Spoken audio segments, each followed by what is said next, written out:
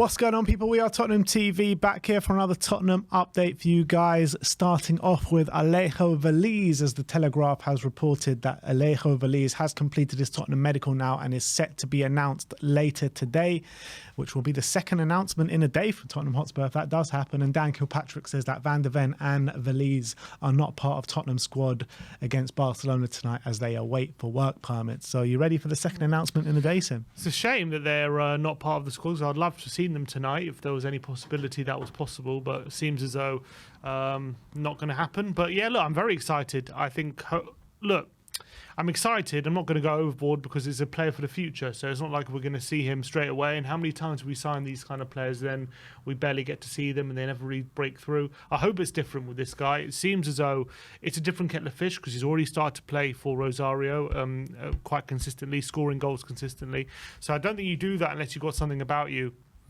His goal-scoring record is clearly quite good out in Argentina, but he is only 19. Don't want to pile too much pressure, and this is a guy who Tottenham have already said they don't expect him to make a major impact in the first team this season. So as much as I am excited, there's only so much excitement I can have when we're not probably going to see too much of him for at least a year. So I think hopefully it's a good signing. He seems like a really great prospect and will play with a lot of potential, but we'll see how he develops. Yeah, absolutely. It'll be interesting to see if he goes on loan or if he stays with the first team squad. If he does stay with the first team squad, how do you see him being integrated this year, and how do you see us using him? I think it's going to have to be a substitute role. He's clearly a big target man, a tall striker. So maybe when we're pushing for goals and we need something different, he can add that element of surprise. Basically, when maybe we'll get to a stage where we're chucking balls into the box, and he can be with his aerial ability a kind of aerial threat that maybe we don't have. Obviously with Kane and Richarlison, look, obviously it depends on the future on Kane. But if we assume Kane stays, which we'll talk about in a minute, with Kane and Richarlison there, I just don't expect too much game time with him because they're going to be taking up those roles. Let's move on and let's talk about the Harry Kane situation now, as Sky Cover says that Harry Kane has not travelled to Barcelona, nothing to do with the potential transfer. Lots of players involved in Sunday's game are not travelling. Kane is enjoying life under the new head coach and right now is looking more likely that he's staying.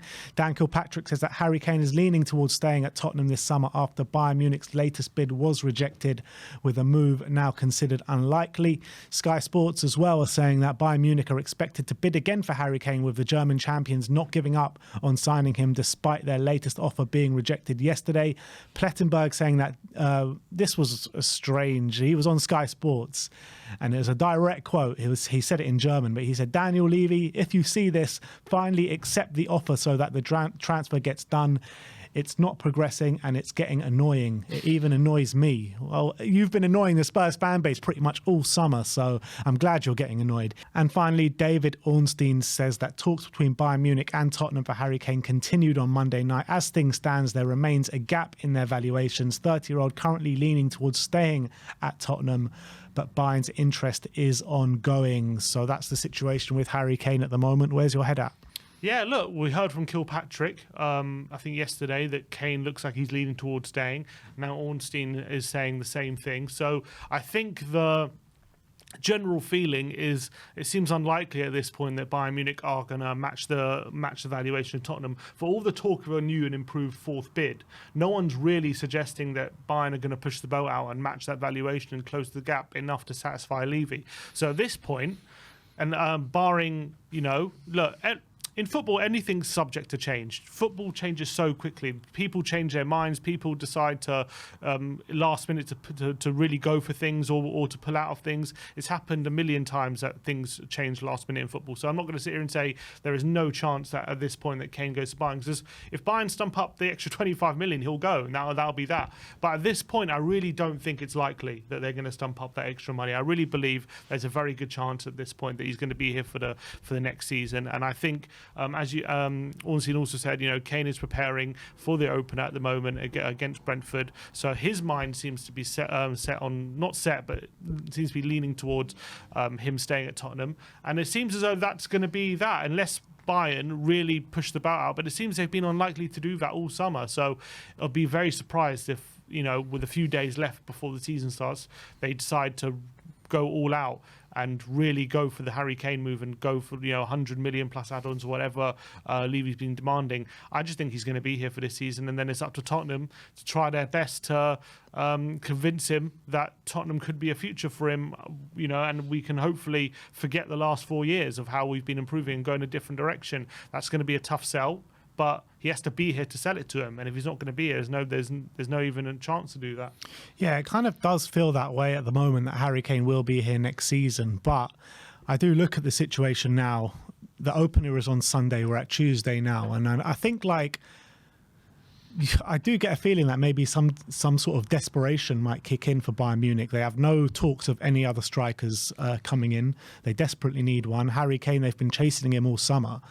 And if the gap is between whatever it may be, 15 to 25 million, then from a Bayern point of view, I don't see why they don't just go push out the boat and actually put that bid in. I really just don't understand it. So, because the gap is yes, it's a fairly significant gap, but it's not a gap as significant a much which they can't afford. It's only 10, 15, 20 million. Well, 25 million, they're saying. Yeah. So if that is significant, that's that's nearly a third of the price. All of a sudden, you're putting on top of that, and all the messages I'm hearing from the buying camp don't seem confident right now. As much as they're saying they expect the fourth bid, they're still in negotiations. All the talk last week was they're really confident this is going to get accepted. It's a final fair offer. They've set a deadline. They seem to be pulling out all the stops, and all of a sudden this week's they're considering putting in a fourth bid. There's still interest. They're trying to make something happen. You got Pletterberg on his hands and knees on German TV begging for Daniel Levy to please accept the deal, please, please, please, doing all he can. That wasn't the message he was sending out last week. So for me, the demeanour has changed, the messaging's changed from what we've been hearing out in Germany, and that tells me that this deal is very unlikely to happen. Yeah, look, I agree. I do think this deal is unlikely to happen, but there could be one final desperation from Bayern Munich, and if it really is desperation, then it actually could meet the valuation. But I don't really expect that to happen, to be honest. And if that happens, and we've got our price, we've set our price and we've got it, and then there's nothing to complain about. We got the money that we can move forward with, and that'll be that. But I'm happy that we're sticking to our price and we're not budging. And I was hoping we would do that. I was kind of fearful that we would accept a bit of a lowball offer because of the situation that he's got a year left. But I'm very happy that Levy has decided to be strong, be stubborn with that price, and that's the situation. I'm happy about it. Yeah, I got a feeling there might be another Miami holiday from Daniel Levy coming this week, to be honest, if another bid comes in. But look, that's the situation with Harry Kane. At the moment, the chances are that he is leaning towards staying for this season. If Bayern do want to put in another bid, they don't have much time, seeing as it has to come in before the end of this week, if it is Harry Kane to consider going to Bayern Munich one last time. Japhet Tanganga, let's talk about him. Sky Sports say that Inter Milan are interested in Japhet Tanganga. No talks yet with Tottenham. However, Spurs have made it clear they are willing to loan with a buy option. However, Di Marzio has come in a bit later than Sky Sports, and he says Inter are targeting Japhet Tanganga. First contacts between the parties have taken place, and Tottenham are open to a loan deal. So, we have heard these kind of Tanganga rumours. Last time it was Milan, this time it's Inter. Can you really see him going to a club like that? I'd be surprised if they take the plunge. But then again, look, I think the big sticking point last time was AC Milan wanted him on loan, and Tottenham only were looking for a permanent of around between 16 and 20 million pounds, and that was the big sticking point. I think if the Tottenham were willing to be prepared to let him go on loan, I think that deal would have been done. So now it seems that we're, considering his career has really stagnated over the last couple of years, I think now we are going to be prepared to let him go on loan, as that report suggests. And in that case, I can see it, because it's a very low risk kind of move for Inter Milan. He comes in as a versatile defender, can fill in a few positions, especially they play a back three as well. Young defender with maybe physical defender as well. I think they've seen the likes of Tomori go to AC Milan and have success, so maybe they've seen something in Tanganga and thinking this guy has something, and maybe with some more, I don't know, I would say more playing time, but I don't even expect him to have that consistent playing time into Milan right now, unless there's injuries or stuff. And maybe they're really feeling like a change of scenery, and there's something that could be done with this potential. So I'm not totally surprised, because I do think he's still a young defender, and he's still got his attributes, and maybe they want those attributes in their defenders. But I think from a Tottenham point of view, I think it's just time to move on because of his stagnation in his career. When you're looking at the defensive options for Spurs this season, you're talking about players potentially going out the door: Japhet Tanganga, Davinson Sanchez, and Joe Rodon. If all three of them go, what does that leave us with? That leaves us with Van der Ven, Romero, Dyer, and Davis. Davis ain't really a centre-back in a back four. He's more of a left-back, and I think Ange has said, he thinks he's more of a left-back, or he is a left-back. Well, he has been playing centre-back for us. Yeah, he has, but I think that's mainly due to lack of options, potentially. I mean, he has been playing there ahead of Dyer, but maybe that's Dyer just coming back from the injury. I'm not too sure. But I don't think that's good enough to go into a season with, to be honest. I think you're looking at one injury and we're really out on our legs, to be honest. And I agree. You're looking at potential players coming in with Clement Lenglet, which we'll get into in a second. I mean, surely if these three players go, we need to get another defender in, at least. We know that because Andrew's saying he wants a couple in. So I think the club know that they want another defender, and what we're going into the season with isn't quite fit for purpose. So I don't think it's any surprise. I think the club agrees with you. Yeah. Well, let's hope they follow through on that. Maybe Ange agrees with me. Who knows if the club actually agree with me. Fair point. And last but not least, let's talk about Clement Lenglet now, as Mundo Deportivo are claiming that Tottenham will reportedly attempt to negotiate a cut price deal for Clement Lenglet around their friendly with Barcelona today. The Frenchman isn't in favour of moving to the Middle East and absolutely prioritises a return to Spurs. If we haven't got a defender in at the latter stages of the window, would you accept maybe a Clement Lenglet on a cut price deal just as a filler? Would I accept it? As in, would I be happy with it? Would I be content with it? Those aren't words I would use. No, but would it be? Is it better than nothing?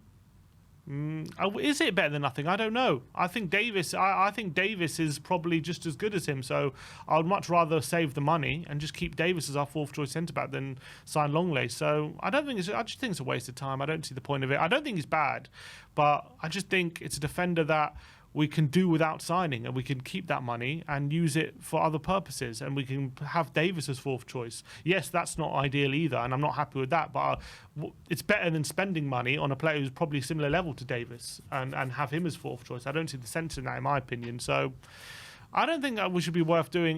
This deal was worth doing. And also there was talk about him going to, I think it was AC Milan, or was it Inter Milan? I think it was AC Milan. And all of a sudden Barca started demanding 15 million euros. And if that's the case, then run away from this deal. If there's anything touching it. The only way this deal was worth it is if we could convince Barcelona to cancel his contract and let us have him. On that basis, I mean, I'll be against it, but I can see the sense in it. But if we're paying money for him, I don't see the point. I would even say, even if on a free transfer, completely stay away, in my opinion, because you've got a player there who's going to be on a minimum of 4-year contract that in a year's time you're probably going to want to sell.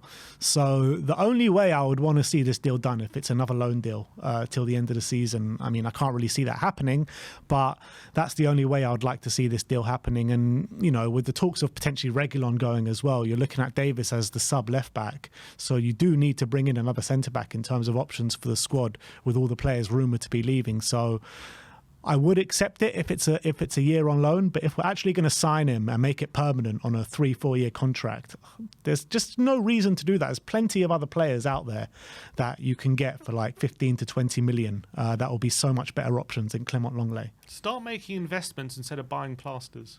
Yeah, 100%, which we have done, to be honest, for the majority of the window. Yeah. But in this situation, when the defence has needed so much surgery, like with one injury to Van der Ven or Romero, to start relying on Dyer and Lenglet again, it's just going to put us backwards. And that's just the facts of the matter. But that is your Tottenham update for today. Let me know in the comments section below your thoughts regarding the Harry Kane situation. Will he stay or will he go? And let us know if you want to see Clement Lenglet back for the coming season. Like, subscribe and comment. And as always, come on you Spurs.